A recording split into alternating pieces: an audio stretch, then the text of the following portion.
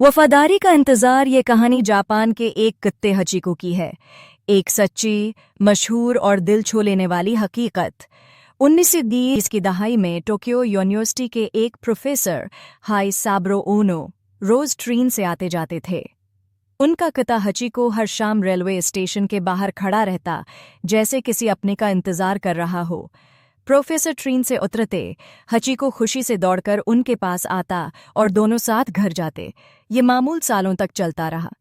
फिर एक दिन प्रोफेसर को अचानक दिल का दौरा पड़ा और वो कभी वापस न आए। लेकिन हचिको को किसी ने ये नहीं बताया।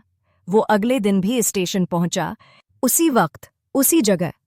और फिर अगले दिन भी, अगले साल भी, 9 साल तक हर शाम वो उसी जगह बैठा रहता जहां वो अपने मालिक को आखिरी बार देखा करता था। लोग उसके लिए खाना लाने लगे, स्टेशन के अमले ने उसके लिए जगह बना दी, और एक दिन वो उसी स्टेशन के बाहर खामोशी से मर गया, जैसे इंतजार खत्म हो गया हो।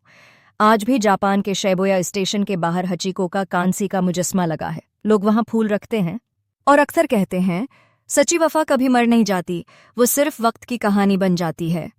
सबक: मोहब्बत सिर्फ लफ्ज नहीं, कभी कभी इंतजार भी मोहब्बत की इबादत बन जाता है।